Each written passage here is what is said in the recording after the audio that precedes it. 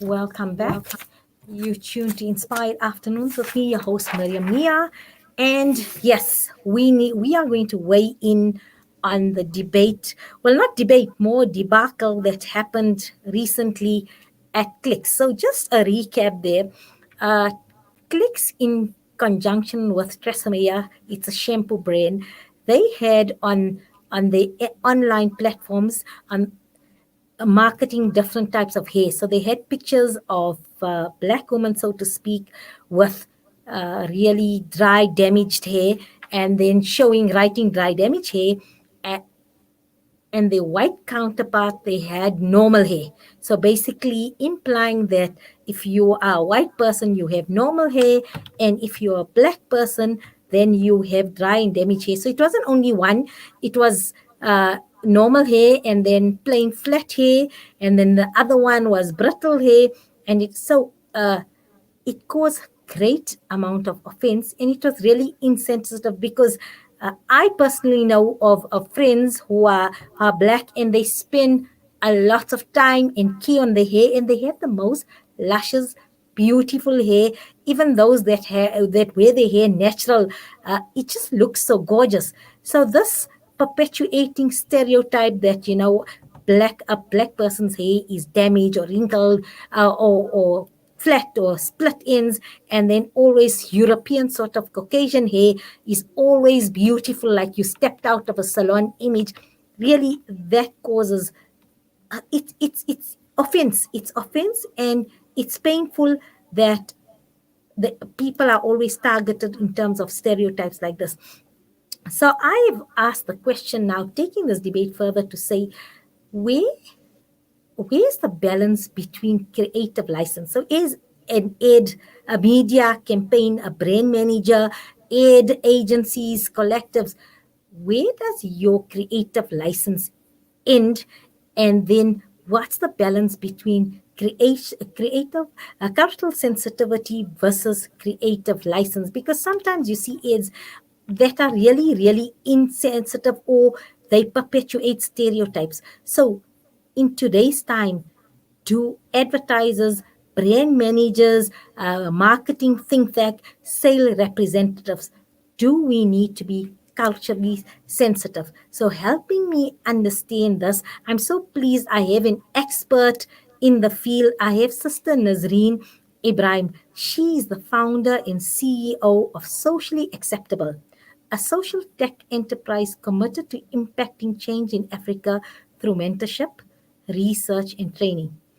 It is a non-profit company, and its core focus is L ethics.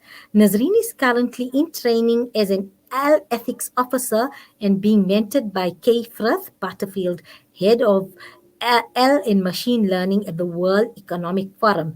She's also a media and communication specialist with 15 years of experience in the field, in the corporate and founder and CEO at NAS Consulting Corporate Media Academia, a communication consultancy that has worked with clients across South Africa in various industries on strategy and communication. I think right now, Clicks definitely needs somebody the caliber of Nazareen Ebrahim, because really the apology for me was really flat, and it didn't come out as sincere. They definitely need people to get this one around, because it's really, really damaging the Clicks brain. So let me welcome Sister Nazareen Ebrahim to the program. Assalamu alaikum, Sister Nazareen. I'm just going to check with Ziad if I'm okay. I see. Oh, yes, Sister Nazareen. Assalamu alaikum, and welcome to Inspired Afternoons on Salam Media, Sister Nazareen. I appreciate the invitation, and Jazakallah for hosting me. We can chat more about our subject, which is very controversial at the moment. And this one's right up your alley, because I asked Dudu, I said, I need somebody who is who knows this in terms of brain and that, but also I need somebody who has ethics and understands cultural sensitivity. So when she gave me your write up in your bio, and I said, wow, I'm so pleased that we have people in the media industry that focus on ethical and socially acceptable advertising, brand management, and that, because today you need it. There's no such thing that we can hide behind our creative license, creativity. Yes, freedom of expression is important, but not when you're infringing on somebody's cultural rights, religious beliefs. And we are very diverse uh, society in South Africa, and we need to be culturally sensitive to people's needs, to people's looks, and we need to stop perpetuating that stereotype when it comes to hair, that that's fresh walked out of the salon look. It doesn't happen anymore. Let's talk to real people and market your products to real people. So tell me, first of all, how did you feel when you seen the clicks advertisement as well as the reaction there for somebody being in the space? This has been lesson 101 for you. It was, I was taken aback because at first glance, within 30 seconds of looking at the ad, your mind starts processing, well, why do I feel uncomfortable looking at this? And what does it say? But I think also for me, particularly, looking with a trained eye, understanding the nuances and very detailed components of what make up messaging or storytelling from a media perspective, it was apparent to me immediately. So I was upset, naturally, because how do you compare all around natural hair of any race as either one or the other?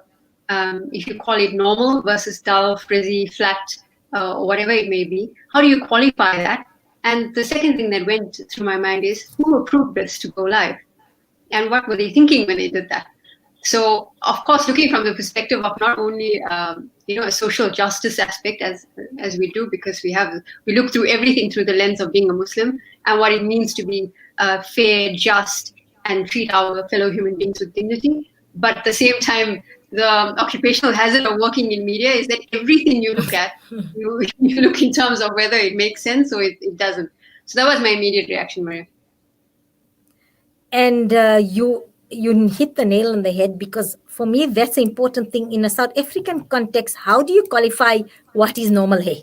And you do this, and like you say, who approved this? How did it get so far that it actually made it on the website to say without anybody knowing, checks and balances? Now I want to come into, let's do, I want to take this issue, because you know what? Whenever there's a crisis, we need to look at the positives and silver linings so that we can learn from here. We can be more sensitive so that we respect each other. And there's so many things that binds us together, and we need to celebrate our differences as a unifying country. We are new, and we different. Yes, we're different, but it's our differences that need to be celebrated, because that will unite us in the end. So I, as Mariam, who sort of has Indian type of hair, I want to understand and respect. And next time I need to be more culturally sensitive, starting with me first, because yes, in the media space as well here. So how do we, is there supposed to be now courses on orientating people to be more sensitive towards issues, especially when you are in the space of brand managing, multimedia in many corporations, also you're in big multinationals? Do staff need training on being culturally sensitive? Do we need to create an awareness when we give an advertising account to somebody? Do we need to state this is the ethos of our company, this is who our clients are, we value and respect them as people? When you're doing your ad, you need to appeal to them directly. Should big companies start giving briefs like this? It's a very good question and a very nice place to start from, Mariam. I think I want to look at it in two perspectives. So, one is to firstly understand the landscape that we operate in. If I look locally and globally, the narrative around highly charged topics like race, religion, dress sense, anything that would define humanity from any particular background. So then you've got Caucasians or white people, and you've got the rest people of color, indigenous people. There's always highly charged emotions attached or associated with that. It's prevalent on every social media platform. The second is the inherent, deep-seated, unconscious biases that are ingrown or conditioned in everyone through their the way they grow up, the people that they talk to, the people that they surround themselves with. What I feel is missing in our lives at the moment, or in corporate South Africa, in corporate international realms, is the ability to continually debate, interrogate, and ask the questions around difference. Difference in opinion, difference in culture, difference in religion, difference in ethnic backgrounds, languages, how we understand everything that makes us who we are as human beings. So when I look at this particular example, yes, there are instances where material of this nature, or any kind of material in the nature. And I heard a brand manager from a leading agency talk about this recently on another radio station, saying that these errors happen because of the tight nature given the deadlines of marketing agencies. That, however, is no excuse, though I myself understand the very pressured nature of ad agencies and ad backgrounds. I do understand that. But what I feel is brought to the fore with this particular incident is that we're more than ever asked to first question thoroughly who we are in relation to other people and who other people are in relation to us. And will I preserve their dignity in taking the next step, or will I infringe upon their dignity? That question I don't think is asked enough in organizations with people as groups. And race relations in this country has now been brought to the fore. So the conversations for the last couple of days since the ad went live is particularly around that, race relations in the light of how every race views one another. There's a lot of negative and racially charged sentiments and undertones coming out of this. They are also backed by political parties, influencers, thought leaders, or civil society organizations who may not necessarily want to influence positively the outcomes or the way people understand the difference in race and interaction with one another in the corporate or the personal space. So there's interesting debates and interesting conversations happening right now. And I really hope that people will not fall prey to the political campaigning or political advantage that's been taken as an example by the EFF. I do not agree with what they are doing. They're inciting hate and actual vandalism and a response in which to address something as deep as understanding other human beings and not opening up the conversation for better so that we can increase a much more harmonious relations with race relations, but just going about it in a way like treating the symptom but not the actual wound. So it's an interesting time we're living in. So how do we treat the actual wound? How do we go? Because like you say, we're treating the symptom at the moment. So how do we go about conscientizing everybody in industry regarding this issue? In the corporate space, Mariam, it's about knowing and acknowledging firstly the kind of levels that we have that are existing. If white management or senior C-suite executives are still held by white management, then that's something that needs to be acknowledged. It needs to be actively talked about.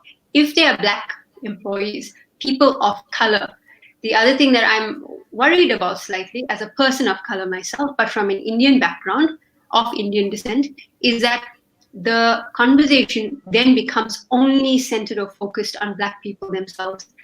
I am a person of color, therefore I am in the struggle anyway.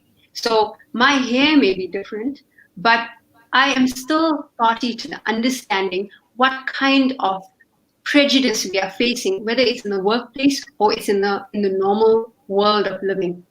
And when I talk about that, I mean that we do not disregard the Black Lives Matter movement. We do not disregard what is happening currently with our Black brothers and sisters here. But we have to understand a fine line of what people of color in general face as an overall prejudice in daily life, as opposed to the current unspoken and accepted way of how the white supremacist thinking currently infiltrates our lives. And to some degree, we allow it. To some degree, we allow it. Do we actively question it every day? I don't know. If there are people, as an example, a very simple example, If you are speaking to someone and if you're not happy enough with portraying your natural accent, but in an eloquent manner, then you got to ask yourself, what's going on here? Am I doing this because I need to get on in life, because I want to look good? Or what is it about my value system that's preventing me from doing that? When we question value system, it's a really deep philosophical insight into exactly what it is we're willing to do or not do in order to have a just and equitable outcome. So, yes, I stand alongside my Black brothers and sisters. I will fight the good fight right to the end. I know that I will speak up with them against this highly insensitive and racially charged illustration and depiction of why black hair will look bad against white hair. Hair is hair, it's natural. It doesn't matter what texture, color, length, ethnic background it comes from, it's natural, it's there. But the depiction used in these various ways of showing good or bad is the problem itself. But it applies to people of color across the board. Tell me, so now we want to ask clicks, how do they come out of this? Because I heard the apology on Monday and for me it was flat. It was still insensitive. From my understanding and what I heard, they didn't realize the magnitude of the issue. There was no understanding. Even what the CEO said, there was no understanding of the magnitude in terms of an apology. I don't think they understood how it affected people. And then people resigning is not the solution. It's the way forward, and how you're going to fix a brain like this, because there's untold damage to your brain at clicks. It's always going to look, I think, when whoever's going to go into the shampoo aisle now forever, and I think more so than clicks, the brain tresemmia, how does it come out of a situation like this? I think from here I'm going to answer not from the perspective of the ethics component, because there's two issues here. One is the correct management of a PR crisis, and the second Absolutely. is, well, the first is obviously the ethics issue, right? The second is, for corporate side, is how to effectively manage a PR crisis, which for all intents and purposes, this is what it was for an organization. A PR crisis can emanate from any kind of situation that will negatively impact the reputation of a brand or an organization. Now, if we look at Zoom recently, and everyone is using Zoom as a place to be able to meet online, do online meetings and the like, they recently went down in August sometime when schools went back globally and kids needed to go online to learn via Zoom. Their head of product engineering released a statement really talking about, and I just want to find it here quickly so that I can read it for you, but it was an incredibly interesting look into how he worded his statement. Now, my thinking there was, he apologized about how the system went down and why he takes full responsibility for it as the head of the production engineering. And it was interesting to see that example alongside something. There's two parts here. One is a system going down. That doesn't hurt anyone in instances of infringing on their personal dignity as human beings. And it doesn't talk to any one issue that really extends to identifying who we are as people. It was merely about a system facing downtime. So the issue there was the magnitude was not as great as it could be, but they managed it with the urgency of a very large issue. And he released a written response, which for me in that instance was an appropriate way of managing the situation. He didn't need to do extra 3 to 4 steps of brand reputation management, because the written apology itself was pretty good. I found it now. I actually just want to read it a little bit. So Velkami Sangarlingam, President of Product and Engineering, he released this following statement worded as such. We always take very seriously our responsibility to keep you connected, and we know that you are relying on us during this particularly challenging time. We deeply regret this incident and sincerely apologize. I am personally disappointed that we have let you down, and I'm sorry for any inconvenience this may have caused. I am proud of our dedicated team working to enable our customers' work, schooling, and social lives during the global health crisis. And so it goes on. But the part that I really resonated with me says, I'm here to get this right and will personally do my best to prevent disruptions like this from happening in the future. Zoom's availability and reliability is a top priority, and we appreciate all your support. Now, the reason this resonated with me is that it dealt with downtime. So the response was appropriate, but the accountability was personal, and it was directed at the very consumers they serve. This Blake's issue was about race relations, and it requires a depth of empathy, openness, and speed to engagement. These were not apparent to me in the Clicks response that was issued, and I found it quite irritating that a brand that is a household name in South Africa, known and loved, would not extend the courtesy to its customers and to people in general when they know the kind of controversy as well as depth of the wound that exists because of our past in South Africa and race relations that this would open up. Had the CEO, Vikesh Ramsundar, dealt with this much earlier in a manner appropriate to what would need to be required to do so, he would have decreased the amount of pain that is felt in the conversations happening in media. And he would have also pivoted Clicks into a different space in terms of PR, management, and credibility. So I really wish they had talked to someone within 4 to 5 hours of these images going live. It gives them enough time to be able to assess the damage of the situation. Come onto video, talk to you personally, Mariam, talk to the audience of South Africa personally as Vikesh. I'm Vikesh Ramsundar, the CEO at Clicks.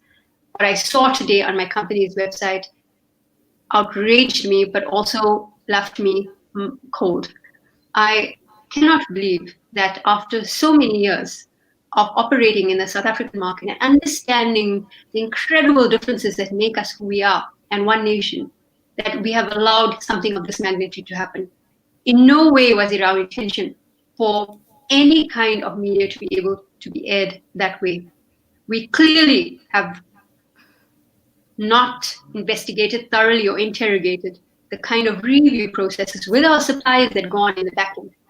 And we are working right now in putting that into place and getting the necessary team on board to answer the various questions about how this even went through the review process. Let me come back to you in a few hours from now to give you an update about what we are doing. But what happened? What happened? When I'm thinking, you know what? If you are listening, CEO, contact Sister Nazareen, because she just gave you free advice here on Salam Media on how to manage this and how to get Clicks to pivot in the right direction, positive direction here. Because I think for me, you know what? Sometimes, yes, as a company, as a brain, and that things happen. You might err. It's something you overlook. That is a human error. You might overlook something. Somebody in there was culturally insensitive. They didn't apply their mind. Like you say, in the media space, we all were deadlines, with time limit, and under stress. All the checks and balances are not there, and something gets put out. So for me, really, when an issue happens, it's not the issue happens, but for me, the test of strength of character or strength of a company and the ethics is how you deal with a crisis. And that will show you the strength and character of a company. Is any company, any brand, your strength of character as a brand and in terms of your ethics and your social responsibility comes once you have a crisis in the managing of the crisis, as well as to be sincere, because hiding behind corporate speak and sending a generic message no longer holds water, especially in an age where we've got Twitter, we've got Instagram, you've got Facebook, you talking directly to the company. So it's not like before 10 or 15 years ago, this thing will only hit a week later and then you'll make your noises and it will reach whoever 2 or 3 days later, or maybe a memorandum. No, within, I think, 2 hours of what had happened, everybody was already taking to Twitter, taking to Instagram, taking to social media when it happened. So by Monday came, it was already in epic crisis proportion. So you can't be an ostrich and burying your head in the sand and just putting a generic notice. You have to react now. And is it important for companies to have a crisis management strategy or plan to say, you know what, if we err, if something happens and we do something incorrectly or it comes back to bite us, this is what we need to do. So everybody understands it. Top level, your directors, your CEO, to know if something happens, this is how we're going to manage it. This is how we're going to speak to people. This is who's going to come out. This person here, you are a director here, you are the COO. You need to come on and you need to send a personal public message. Speak to our clientele, speak to our consumers, speak to society. Is it important now to have something like this, a strategy in place for if something goes wrong? I know that most organizations would have had a plan in place already. A lot of organizations do. However, I'm not sure whether they're actually implementing it or reviewing it on a regular basis in terms of, if you think about a PR crisis strategy or a plan, and this is now from a professional advisory capacity that I'm explaining it. If you look at a public relations crisis management plan, the first thing you want to do is understand what are the values and the ethos of the business. And that's one. The second is to identify the personas of the audiences you serve. Third would be, what kind of messaging or tone do you normally speak to your audiences in? The fourth would be, who are the top line or the first point of call when something goes wrong?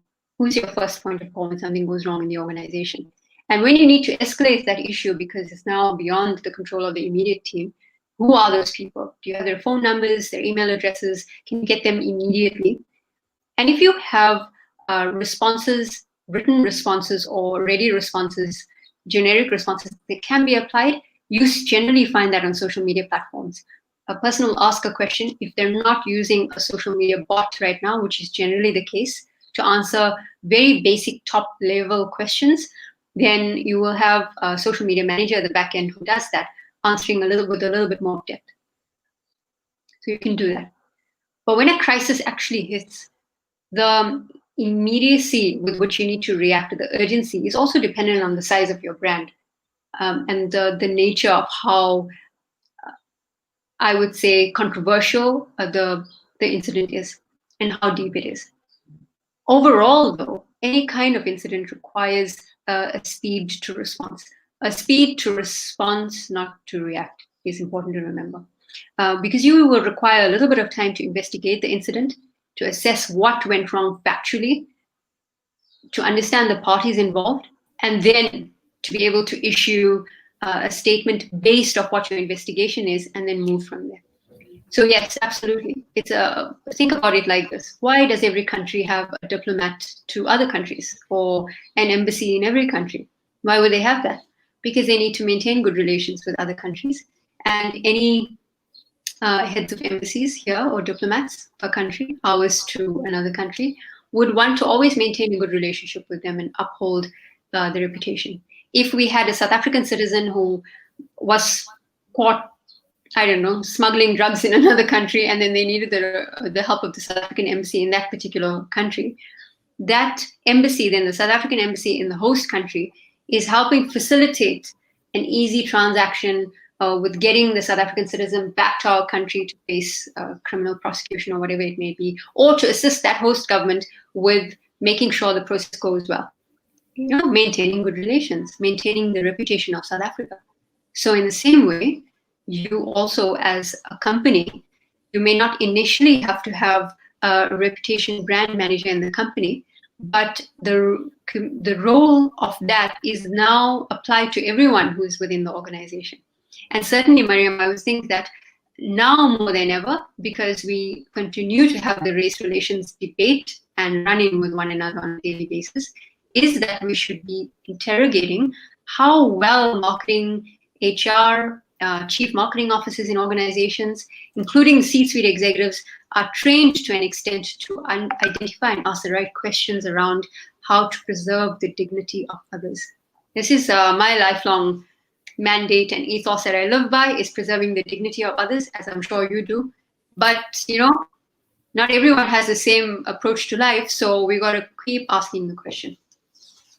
And I think at this platform here at Salam Media, that's the question or the mantra we want to go by, preservation of dignity of every human being, especially on a online.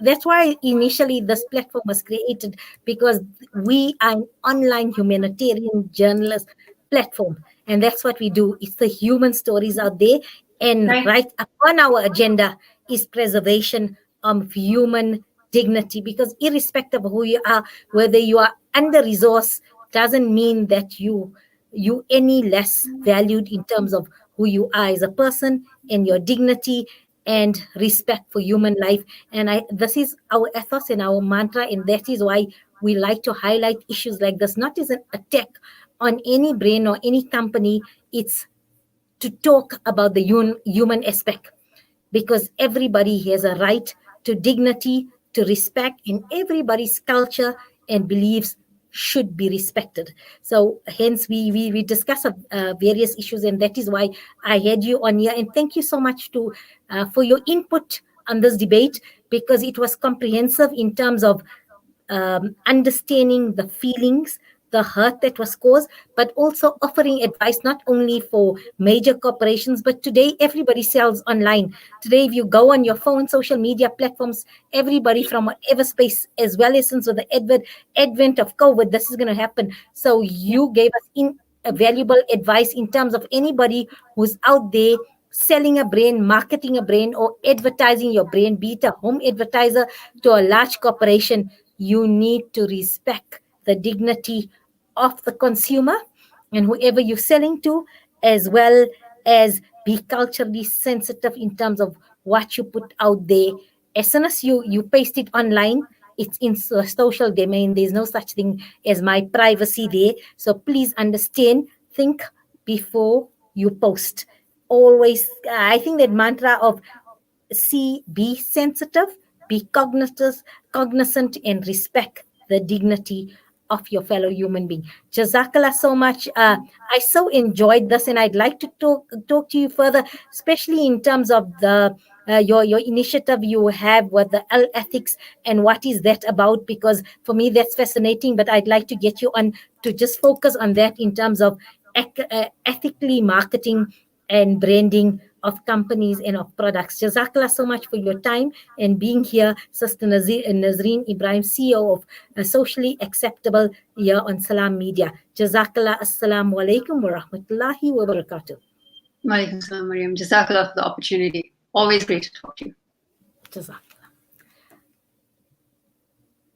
We're going to go for a short break, and then we're moving to, yes, another struggle, another something else we'd like to highlight in our world. This time we're focusing on our environment, and we're going to be speaking to Tessa Lass about highlighting the importance of bees as pollinators in our ecosystem. All this after the break.